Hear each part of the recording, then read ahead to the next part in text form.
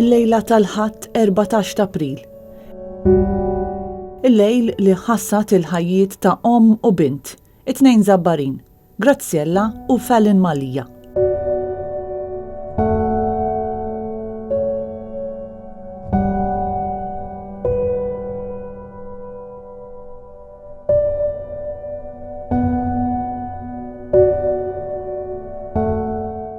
Kważi 6 xhur wara din it-traġedja fi Triq Buqana, George, ir-raġel ta' Graziella, u bintom Andonia jitkellmu għall-ewwel darba dwar id-dulur li għaddew minnu, telfa doppja li ħasdet familja sħiħa. Ħajjithom ma baqgħetx l-istess.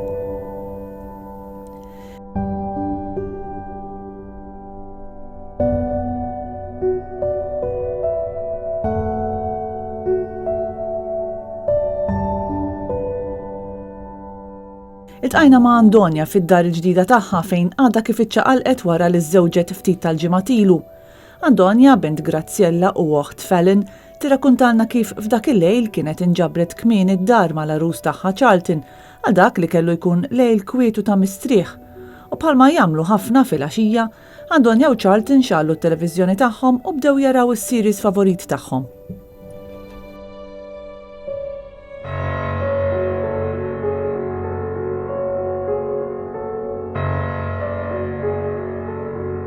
Iżda dak il-lejl kellu jbiddel darba għal dejjem ħajjet Andonia u dik tal-familja tagħha.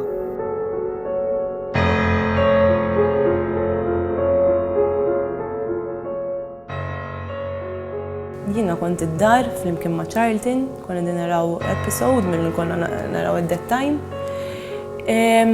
U jien dak li kienet diġà marret għajni bija. U ħabiba tiegħi titqalleb fuq il-social media u rat artiklu. U għarfet li l-karozzija bħal toħti, però she wasn't sure about it number plates at that time ma bdewx jidhru. U bdiet iċempilha mal-ewwel ma jiena ma qabattix għax kont riqda u ċemplet mal-ewwel li Charlton. Għaltlu isma' għaltlu għadni kif rajda l-artiklu, etc. Għaltlu Andonia, okej. U Charlton kien laħaq rah, imma l-istess ma kienx ċert jekk hux allura ma rridx qajjimni u jtina ħażda l xejn. Fil-pronza kemm kien jagħti conversation mal-ħabba tiegħi beda jċempel lid-dedi u qajjimni. Rispondejt it-telefon qedtlu da. Qalli isma' qalli għax hemm accident li mġar, qalli hemm xi nies imweġġajn sew, qalli u naf li l-mami u waħtu kunnanna qalli iżżer qalli marru lejn dawk in-naħat qalli qed nipprova nċempilhom qalli ħadd minnhom qed jirrispondi. Dak il-ħin qalbi għamlet tik. Il-momenti li segwew kienu momenti tal-biża'. L-inċertezza ta' dak li kien ġara, in-nuqqas ta' kuntatt minnaħa omma u oħta, kienu momenti ta' terrura l-Andonia. Niftakar qabatt il-mobile, tajtlu nqasbaj metlu, u nċempel il-mami, nċempel l-oħti, nċempel il-nanna u ħadd minnhom. U qabatt inwerżaq għaw id-dar, ġifieri id-dar konna, qedtlu Charlton qedtlu ħudni issa l-imġal issa.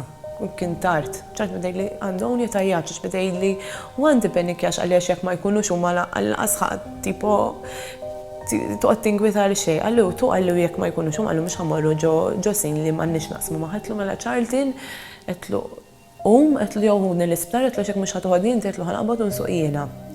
Il-vjaġġ lejn l-isptar der ma jispiċċa qatt. Għal Andonia kien vjaġġ ta' twerwir. U xi wasalna l-emerġenza żatt Charlton ipparkja u ċempel id-dedi għalli isman għalli huma għalli l-accident tal-mami. U niftakar idħalt l-emerġenza u għattilhom Andonia jintelipot tal-mami u oħti kellhom involuti f'accident u niftakar ħaduni ġew is-psychiatrics it-tobba la ġew is-psychiatric tobba ovvja biex ituni aħbar. U niftakar tafawni ġo kamra u d-dadi kien xogħol ta' bil-lejl. U d-dadi ġabuħ il-min tax-xogħol ġabuħlu karozza. Niftakar tafawni hemmhekk sakemm ġie d-dadi u ġie pulizija u tħla l-aħbar li l-mami uħti kienu mietu. U l-żgħir weġġa kien jgħat l-ITU flimkien man-nanna.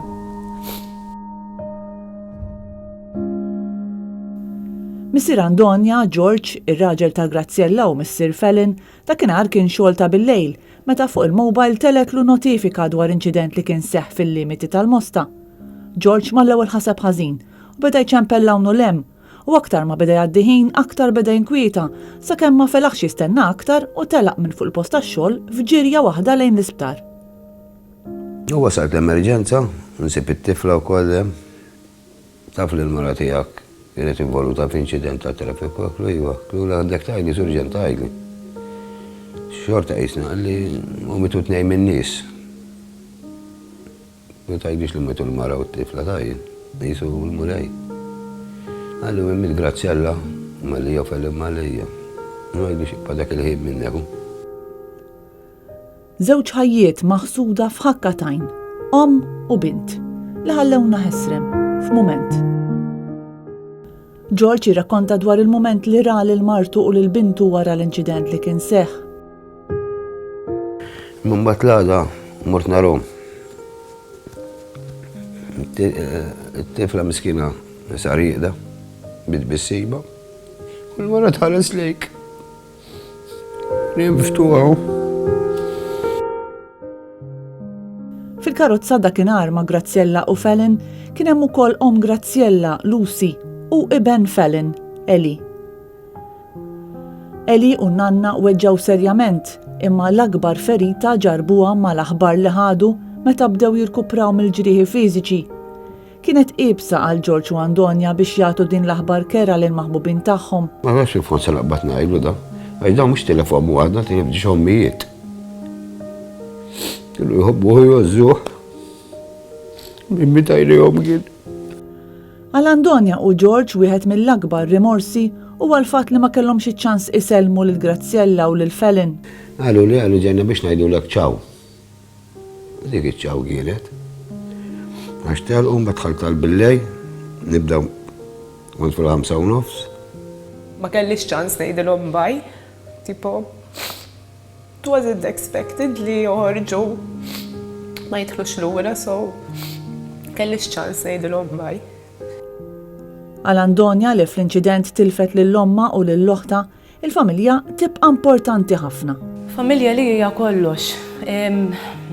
Ili għandna trabbejna f'ambjent ta' familja, kien hemm minn nannu, ħti missieri. So we did ħafna affarijiet fl-imkien, Christmas, anything li so. Allura jiena dejjem xtaqt li eventually kolli familja tiegħi. So mindu kon żgħir dejjem kon noħolhom li nsib raġel ideali, niżżewweġ ukoll tfal.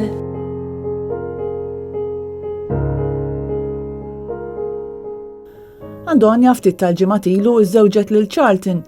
Minkejja li għal dan il-jum tant speċjali omma u oħta ma kinux fiżikament magħha, Andonia tajt li xorta ħassithom qrib tagħha.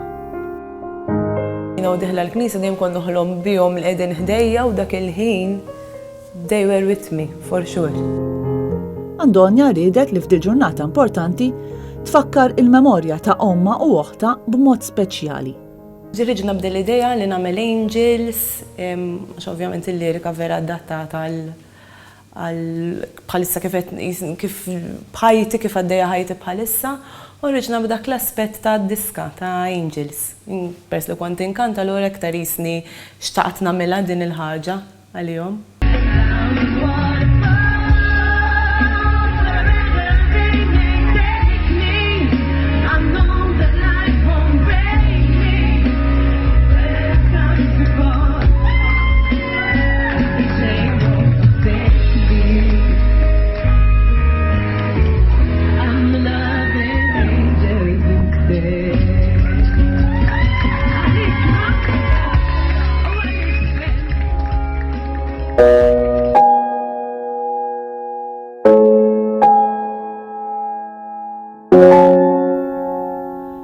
Mal-inċident fatali il-ħajja ta' Andonia u George inbidlu mill-lejl għan-nar.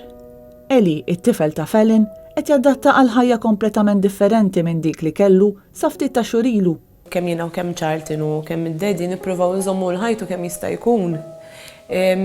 Kif kienet, però it-tifel jaf li m'għadix kif kienet. Eventually diġà biżżejjed li jkollu jiġi għandna, jkollu jmur għand id-Daddy, fis-sens diġà qed jiswed jgħix f'żewġ postijiet. Il-fatt li kien dejjem magħhom issa x'qed jarhom li jenna sakemm kellu jerġa' jbildja it-trust fina mad-Daddy nkun hemm fil-li ġili ikun rajt fil-fda waħda jaqali dawn, ġili eżempju naqajjena dawn u jtini f'kollox immatura fl-istess ħin, x'kif ma nennejn eżempju ġili nkun dawn jiena. U jiena nurih tipo li it's okay to cry, it's okay to miss someone, għax dik hija l-ħajja fim. U nirri ġejli u let, eżempju, li ma jridunix nibku il-mammi u hekk. Jisnek li ngħid jiena nċieli jgħidu li jum. U bis-saħħa tiegħu kemm jien u kemm id-dadi ġifieri, it helped us mhux to move on imma li nkomplu ngħixu ridna naraw li jkun b'saħħtu, ma rridx noqgħod jara lili ħafna ħażin, eżempju lid-dedi. Allura bla ma jaf kien qisu l-kura tagħna. Kien il-kura tagħna biex lilu nħalluh kemm jista' jkun tipprova tħallilu ħajtu għaddejja normali. Tipprova.